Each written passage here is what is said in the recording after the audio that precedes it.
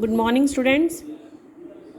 Up to the physical properties of the metals and the non-metals, we have revised in the previous video.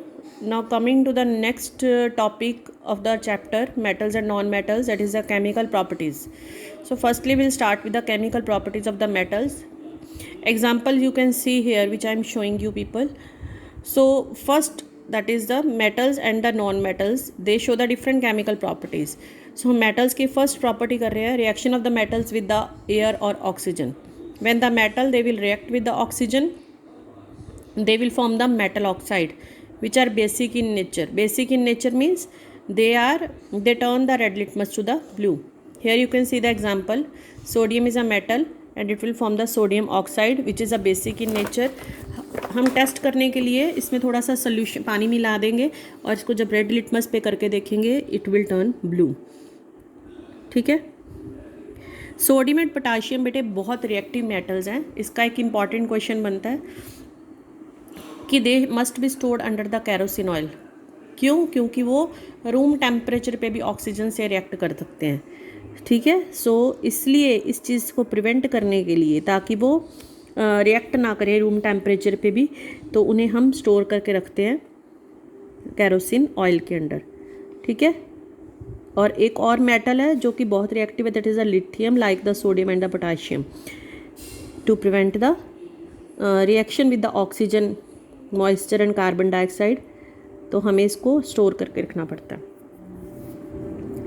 ठीक है. Most of the metal oxides are insoluble in water, but some of the metal oxides they dissolve in water to form the alkalis.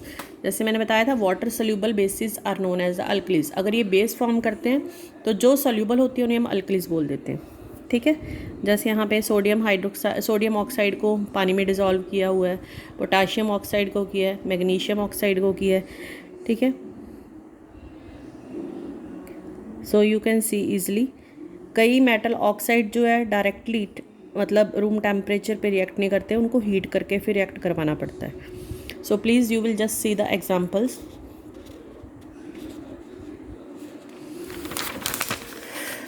Okay. Second reaction इसकी क्या आती है? Metals they will react with the water. Metals they will react with water to form the metal hydroxide, which are also basic in nature, and hydrogen gas is also liberated.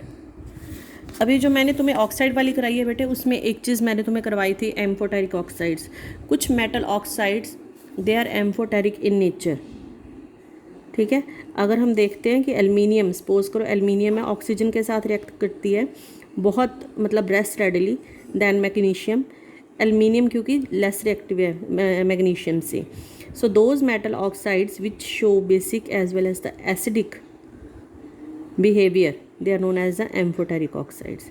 इनके examples है, जैसे देखो aluminium oxide है, इसने hydrochloric acid के साथ भी react किया, form the aluminium chloride and water. जब यहाँ पे एसिड है, it will behave like the basic oxide. अगर ये बेस के साथ रिएक्ट कर रहा है तो it will act as a acidic oxide. तो उस तरह से एक जिंक भी कर सकता है, एक लेड भी कर सकता है. देखो जिंक ऑक्साइड पहले फॉर्म हुआ, फिर जिंक ऑक्साइड ने हाइड्रोक्लोरिक एसिड के साथ रिएक्ट किया, और इधर इसने जिंक ऑक्साइड ने फिर सोडियम हाइड्रोक्साइड के साथ रिएक्ट किया. ठीक है बेटे. अब हमने वाटर वाली भी कर ली. ये देखो रिएक्शन कैसे हो रही है अलग अलग मेटल्स की. सो मतलब कुछ मेटल्स होती हैं बेटे डायरेक्टली कोल्ड वाटर के साथ रिएक्ट करती हैं, बट कुछ जो है हॉट वाटर के साथ रिएक्ट करती हैं. और कुछ मेटल है ना तो वो कोल्ड वाटर के साथ रिएक्ट करती, ना ही हॉट वाटर के साथ, एज द एल्युमिनियम. ये देखो ये स्टीम के साथ रिएक्ट करेगी, और जब ये स्टीम के साथ रिएक्ट करेगी it will form the oxide. ठीक है जी.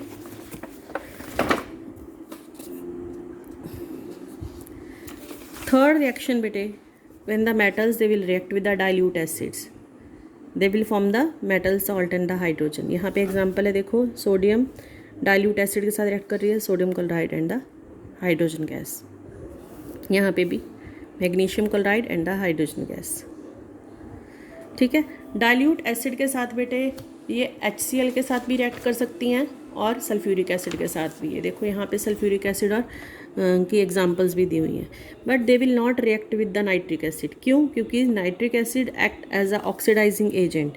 When the hydrogen is liberated they will directly means oxidise the hydrogen to form the water. सिर्फ कुछ वेरी डाइल्यूट नाइट्रिक एसिड के साथ मैग्नीशियम और मैग्नीज जैसी जो मेटल्स हैं वो रिएक्ट करती हैं और हाइड्रोजन गैस को इवॉल्व करती हैं. फिर यहाँ पे आ गया एक्वारिजिया.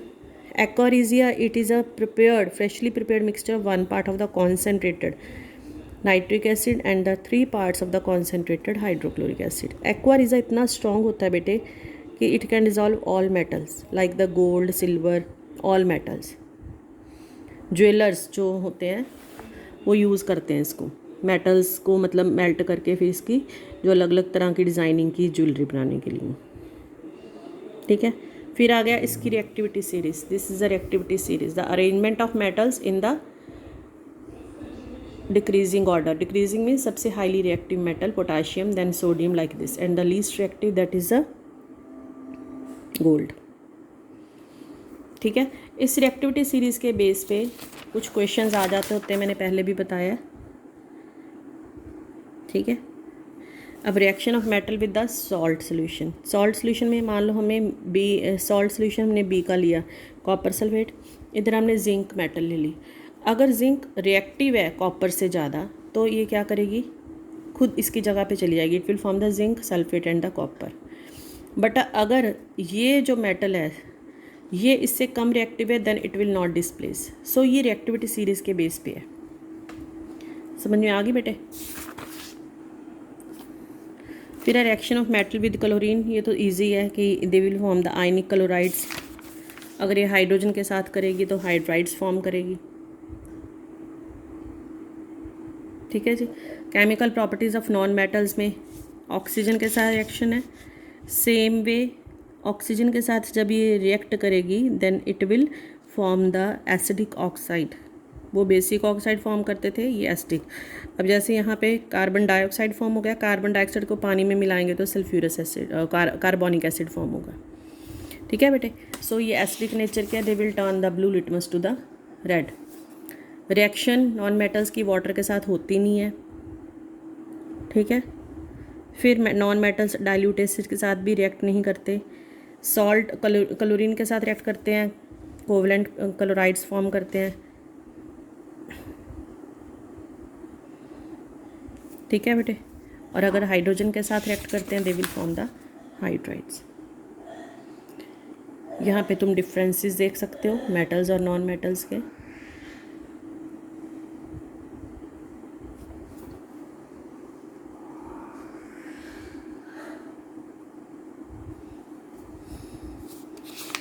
और फिर रह गया last topic that is the properties of the ionic compounds. ठीक है. उन प्रॉपर्टीज़ में तुमने सिर्फ बेटे ये याद रखना है कि आयनिक कंपाउंड्स जो है उनकी 4 जो मेन प्रॉपर्टीज़ मैंने करवाई थी सिर्फ वही करनी है. ठीक है. उसके बाद कोई मतलब तुम्हारा टॉपिक रह नहीं गया इसमें. ये देखो, there have highly melting and boiling point, crystalline solid, force of attraction होती है इसलिए मेल्टिंग और बॉइलिंग पॉइंट भी स्ट्रॉन्ग होता है. They are usually soluble in water and insoluble in the organic solvents. ठीक है. They conduct electricity when dissolved in water. So these are the topics of the metals and the non-metals, and after this we will start the revision of the life processes from Monday. ठीक है बेटे. So just go through it. If any problem again I am telling you, you can ask me in the Zoom session. We will discuss there properly. ठीक है बेटे. Okay. Thank you.